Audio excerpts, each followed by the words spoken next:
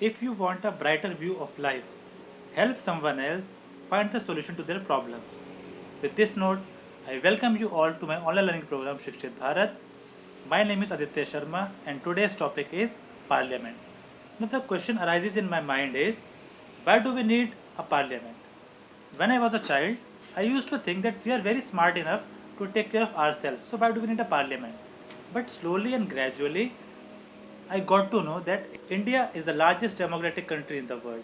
It has 28 states and 8 union territories, so for that, we need a parliament. Well, this is how our parliament looks like from the top. It's circular in shape. Now, under colonial rule, Indian people had lived in fear of the British government. Means whatever they wanted, they imposed on us without our permission, without our consultation. But there were some people who started a party that was Indian National Congress and they all together worked for the independence of our country. So at last on 15th August 1947, through a process of long and difficult struggle in which many sections of the society participated, we got our freedom. So, the reason for opting parliamentary system in India was, being a British colony, India was influenced by British parliamentary system. It means British was also having the parliamentary system to give equal representation to all and to reduce the chances of dictatorship which they were following. Now, what does parliament consist of? As we all know, parliament is consist of two houses, Lok Sabha and Rajya Sabha, and third is the president. So same thing here, Lok Sabha, Rajya Sabha and president. Now the two houses of parliament. First is Lok Sabha, the lower house, and the other is Rajya Sabha, that is upper house. So the lower house is also known as House of the People. The maximum strength of house is 552, in which 530 members are from states, 20 members are from UTs, 2 members are from Anglo-Indian community, that is nominated by President, and it is presided over by Speaker. Members are elected for the term of 5 years. Now here is one more thing.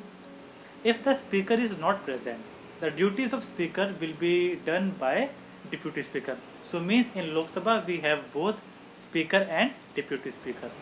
Now second is Rajya Sabha. It is called Upper House, the Council of State, permanent house. Now why it is permanent house? Because its members are selected by the states and UTs and 12 members are nominated by the President. It is presided by the chairman, that is Vice President of India. Members are elected for 6 years. Now next is qualification of the members of two houses. What qualification is required to be the member of the houses? Now first is Lok Sabha. Should be a citizen of India, not less than 25 years of age, should not hold any salaried government job, that means office of profit.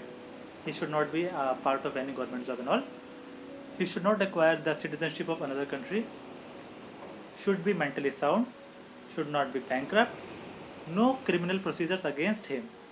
Now next is Rajya Sabha.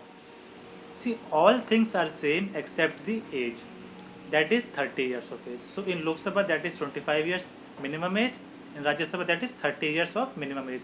Rest everything is same. Now the role of the parliament in India is, first is lawmaking, second is to control, guide and inform the government, third is to select the national government.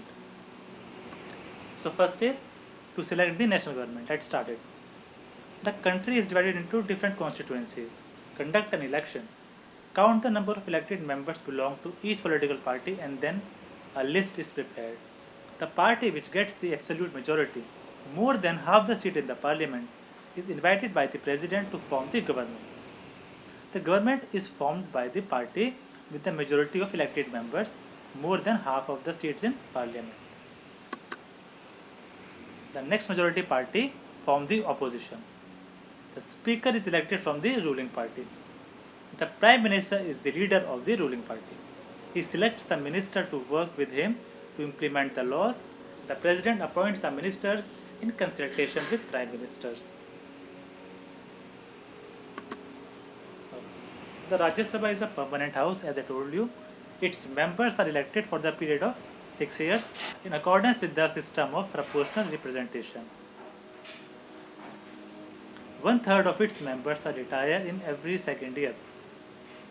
The Vice President is the chairman of the House. All the states do not send equal numbers of members to Rajya Sabha. The representation is decided on the basis of population of representative states. Now, second function is to control, guide and inform the government. Generally, the first hour of a sitting of Lok Sabha is devoted to questions, and that hour is called the question hour. It has a special significance in the proceedings of Parliament. MPs of the Parliament are free to ask questions to Minister of the Government to get information on public concern matters. The period after question hour and before the beginning of the rest of the day's work is 0 hour. Now the third function is lawmaking. Whenever we pass a law, it was not a law in the starting as well. It was a bill in starting. So in its introduction stage, it's a bill. Then it goes to second stage, that is reading stage, discussion stage. Third is voting stage. And if the president give his assent to the bill, it becomes an act and law. The Parliament can introduce new laws and change the old ones. A law is first introduced in the form of a bill, as I told you. A bill is the draft of a proposed law. Now, there are three types of bill. First is money bill, second is ordinary bill, third is constitutional bill. The first is money bill. Money bill can be introduced only in the Lok Sabha and only by the ruling party. The power regarding money bill has only with Lok Sabha. Suppose a money bill is introduced in Lok Sabha and after their consultation it has sent to Rajya Sabha. Rajya Sabha pass it back to Lok Sabha with its recommendation. Now that recommendations are not bound to Lok Sabha. That means Lok Sabha has choice if they want to make change according to Rajya Sabha or not. So the power regarding money bill is wholly solely with the Lok Sabha.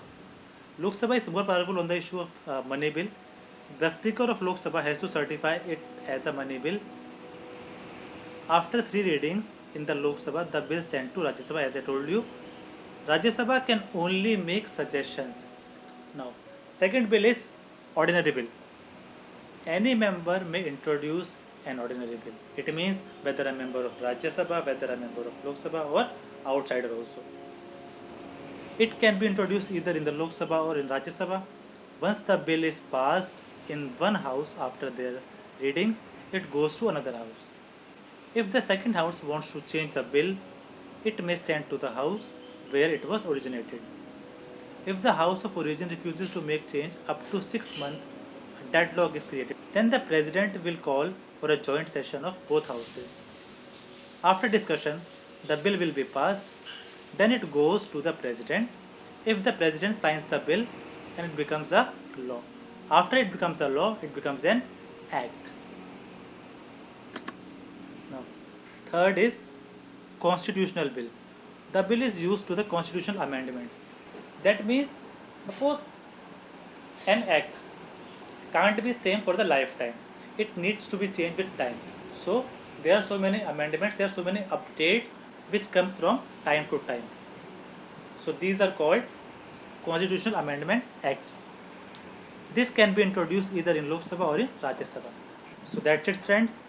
If you like the video, please do like, share and subscribe with all the needy ones, because education is for all and the purpose of our channel is to provide education to everyone. Thank you and have a nice day.